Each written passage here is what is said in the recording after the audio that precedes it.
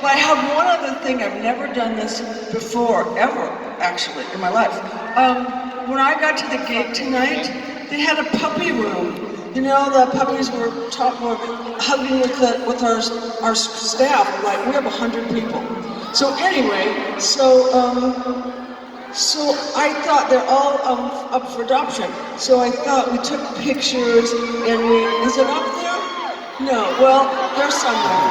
Anyway, so I thought that maybe you guys like to see them and maybe if you, okay, they're puppies and they're adorable. So anyway, I was just gonna read this thing. I can still read. And it says, adopt, foster, volunteer, donate, and it's only in Texas and it's called Operation Pets Alive. So if you're interested,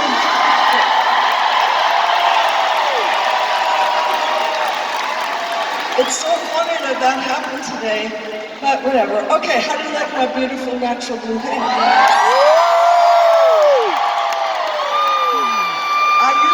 Natural curly orange hair, but it fell out of this parade and I actually like it better. Alright, so I'm going to tell you a story, because I always like to talk to you guys before I start to be Cher. And I promise every word of it is true. Okay, so this is the story about how it took me 2 days to turn 40. By Cher.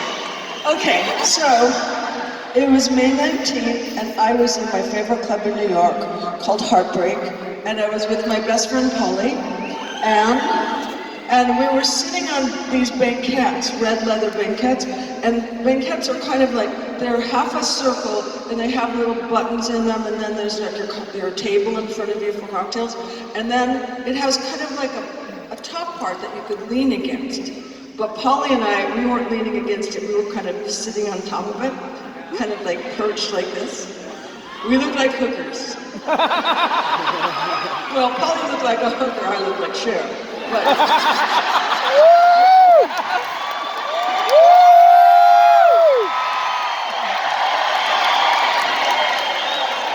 anyway, so my dress was up to here and my shirt was down to there, and all I could think of was, oh my God, you're 40 and you're still so hot.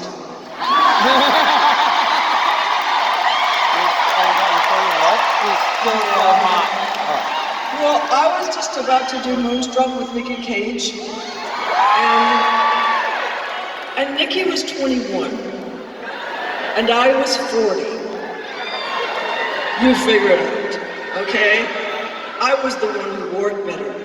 All right, so Polly and I were just having the best time. I just was so excited and so happy, and then I was looking around, and then I said, whoa, geez. So the cutest guy I've ever seen in my entire life. So we were kind of flirting, you know, and then it didn't work out, so I got bored and left. And I'd been staying at my friend's a beautiful hotel, and my friend had just gotten out of jail is the short one, and prison is the long one. And he'd just gotten out of prison for tax evasion. Like you do. And, you know, he was letting me stay there. It's such a beautiful hotel. It was called Morgan's. And he owned Studio 54. And I think that's probably where the problem started. Anyway, not my problem. So I went to sleep dreaming beautiful dreams of being 40.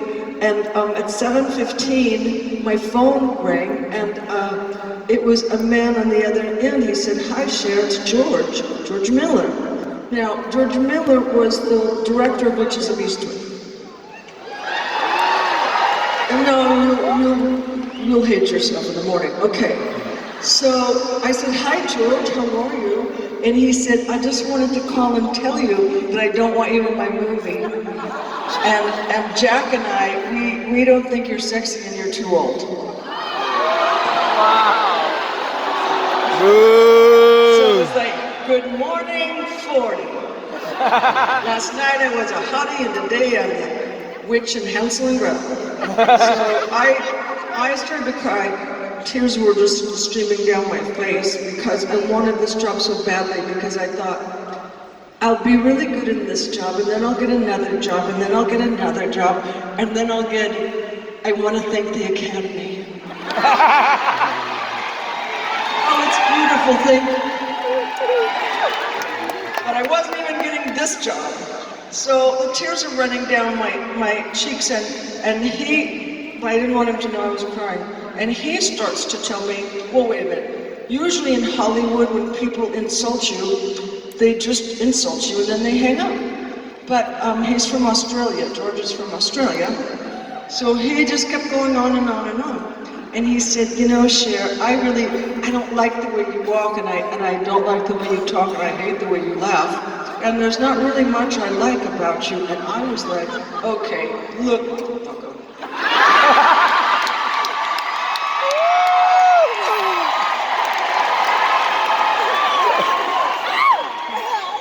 And Taurus gets angry. Anyway, I was so pissed off. I said to him, you didn't find me under a rock. I was nominated for the Academy Award for So Good. And I won Best Actress in Cannes Film Festival for Mask. So if you think you're taking a big chance, click. All right, but I'm still having these terrible tears, and they're still streaming, and I don't know what to do because I'm brokenhearted, and I couldn't really stop it. And then all of a sudden I thought, my God, these tears are fabulous. These are the kind of tears that you pray for when you're an actress, and so they're streaming, and then I thought, you know, if I look this way, I kind of look like a Madonna. Do I see it? I look like a Madonna. Yeah, I want you guys to see it. Not the blonde one, the real one. Okay? So, and at that moment, my kids come in. 7:50 in the morning, my kids come in with a big cake, and they're going, you know, happy birthday to you, happy birthday, dear Mom, happy birthday to you. And then they look at me, and they're going, Mom, you're crying. Mom, why are you crying? It's your birthday, why are you crying? Because sometimes when ladies are very happy, young ladies, they're very, very happy and they don't know what to do with themselves and their emotions are spilling out. And then sometimes they just cry from happiness. And so they said, oh, okay. I said, all right, now go away and we'll have the cake later when it's not 7:15. All right. Oh, I forgot. Okay. Hold on. All right. So I told you I was staying in my friend's beautiful hotel, but I owed him $28,000 and I didn't have it. Like you do. All right. And this is another one. Okay, now, all right, just hang with me on this because it's going to seem like, where is this bitch going? But I promise. So, since the David Letterman started, they had always wanted me to be on the show, but I never wanted to. Okay, now we're cooking with gas. All right, so it's 3 days before my birthday, and the David Letterman producer calls and said, how would you like to spend your birthday with Dave? And I went, I would love to, for $28,000.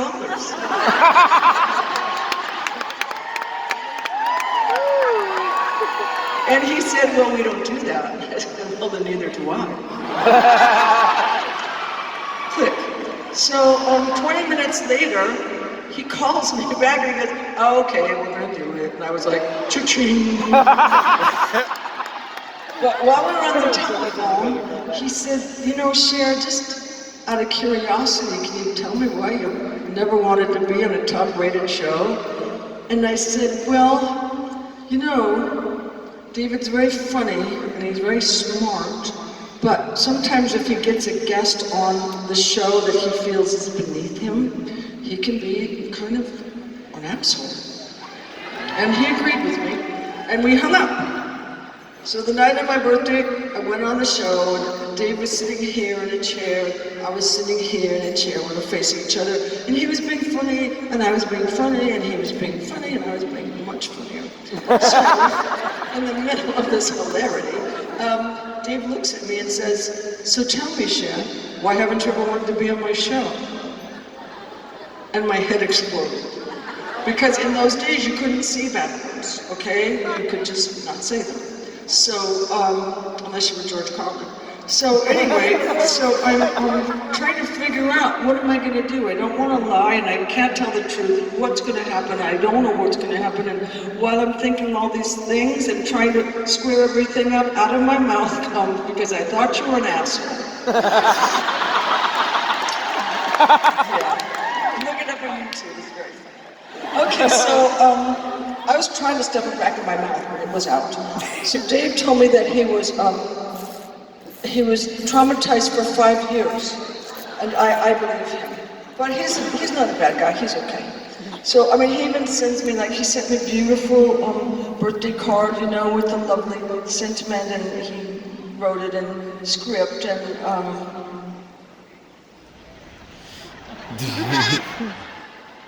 script is a thing we used to do. Oh, bitch! Does it mean handwritten? It's curly writing, and I still do it. Because everyone I do it with a fountain pen. Yes. So anyway, so you have no idea what I'm talking about, do you? You're not going to read it. You got all your computers and shit like that. Okay. So anyway, there's one birthday card. At the bottom, it said, P.S. My mom always liked Sunny better. I was like, what's that? So anyway, that was then, and I was 40, and this is now, and I'm not 40 at all. And I'm so not 40, so I just throw up. Anyway, that's probably not appetizing. Anyway, I hate to tell people my age, but I do it for one reason, really. I want to tell the young women that, you know, you might not want to wear blue hair, but you might want to do something with a lot of passion and your whole heart is in it. And people might tell you no, but the one thing I can tell you is I don't believe in the word no.